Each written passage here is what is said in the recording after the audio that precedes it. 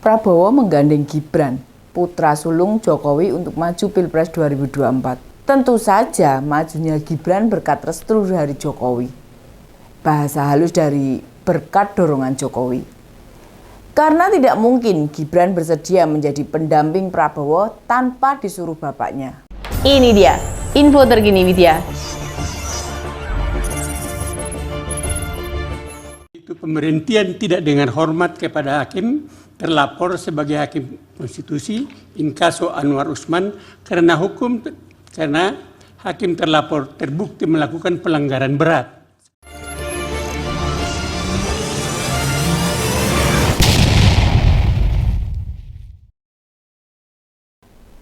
Meskipun tidak blak-blakan, majunya Gibran dibantu pamannya melalui keputusan MK yang mengizinkan usia kurang dari 40 tahun bisa ikut kontestasi. Dalam perjalanan itu makin menggamblangkan ada upaya Presiden Jokowi melanggengkan kekuasaannya, sebuah niat yang ditentang banyak pihak. Majelis Kehormatan MK memastikan Gibran tetap bisa ikut kontestasi. Barternya sang paman tidak hanya diberhentikan dari jabatan ketua MK, namun juga tak boleh terlihat dalam pengambilan keputusan yang mempunyai kaitan baik langsung maupun tidak langsung dengan Pak Anwar Usman. Ketua MK terbukti melanggar kode etik, namun Majelis Kehormatan tidak berwenang menilai keputusan Mahkamah Konstitusi. Ini kan artinya langkah Gibran masih aman untuk tetap mendampingi Prabowo.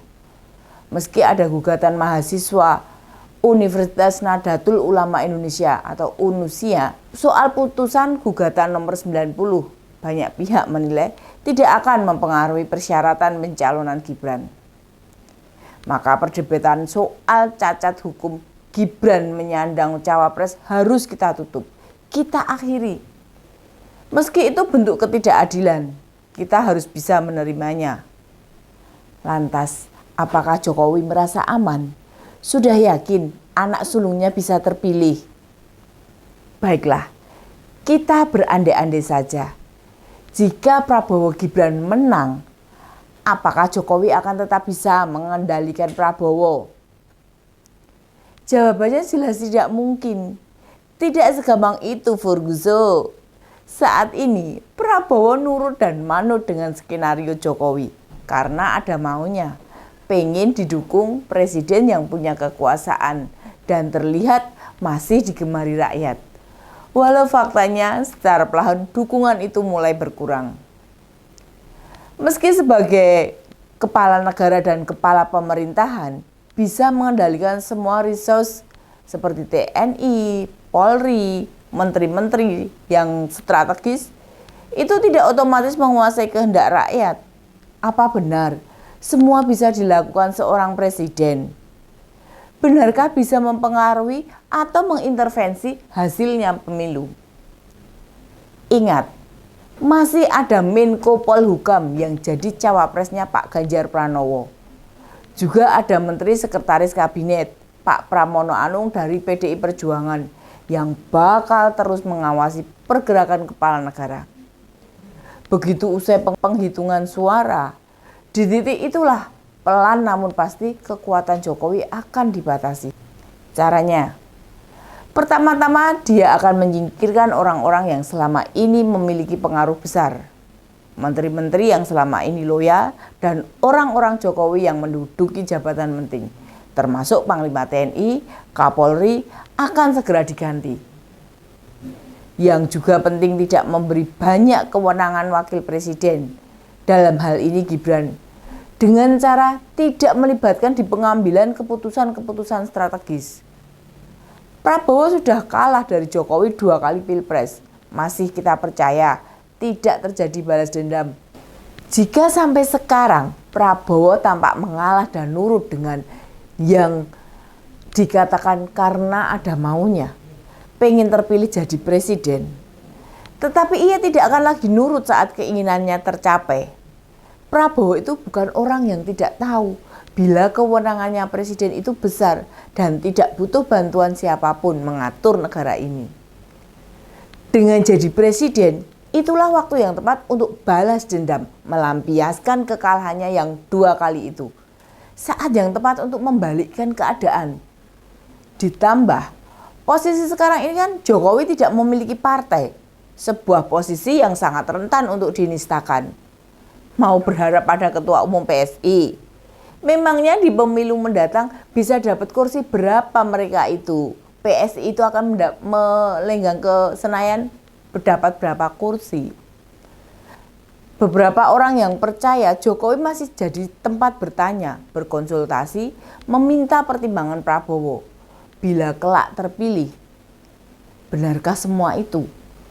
Bisakah disebutkan satu orang saja yang berjasa pada Prabowo di masa lalunya, yang sekarang ini masih dihormati? Almarhum Soeharto dan keluarganya. Ya, mantan keluarga besar mertua Prabowo. Yang berjasa dalam karir militernya sudah dilupakan. Kurang baik apa Pak Harto pada cepat jabatannya TNI saat Prabowo masih aktif? Seandainya tidak tersangkut kasus penculikan aktivis, mungkin jabatan terakhirnya Panglima TNI. Jokowi ada di ujung tanduk. Semua sudah terlanjur basah. Cara menaikkan anaknya terlalu cepat, telah membuat blunder yang malah menjuruskan dirinya sendiri. Itulah manusia yang kadang tidak percaya dengan kebaikan Tuhan, tidak sabar dan mau terus berkuasa, jelas godaan iblis yang terkutuk. Benar kata orang tua kita dulu, atau tokoh agama, orang sering lulus dalam ujian kesulitan, dalam cobaan keterbatasan, atau kuat dalam derita kesengsaraan. Namun terlena dengan kuasa, terbuai dengan jabatan, masuk jurang bersama syahwat kerakusannya. Kita semua yang dulu cinta Jokowi sedih dan berduka. Ternyata di akhir masa jabatannya beliau lupa diri. Apa yang dilakukannya selama 9 tahun benar-benar luar biasa prestasinya, kepeduliannya, kebijakannya. Hampir sulit mencari orang seperti dia kembali. Jangan pernah anggap rakyat bodoh, Pak. Meski kami miskin dan papa, tapi hati nurani kami tidak buta, Pak. Tidak silau dengan bujuk rayu. Kami masih melihat jelas ada aroma kerakusan dalam pencapresan Gibran. Sayangnya, Pak Jokowi mempertaruhkan citra kebaikannya yang selama ini dengan menaruh putra maupun menantunya di situasi sulit. Menang belum tentu bisa berbuat banyak, dan bila kalah habis semua yang dibangunnya selama ini. Kita mestinya belajar betul. Lihatlah cara Pak SBY yang tidak berani mempertaruhkan masa depan politik anaknya jadi capres atau cawapres ketika dirinya presiden. Itu saja Mas Ahaye sampai sekarang seperti tidak bisa berbuat banyak untuk Demokrat. Bu Megawati malah tidak berani mempercayakan ketua umum pada Mbak Puan.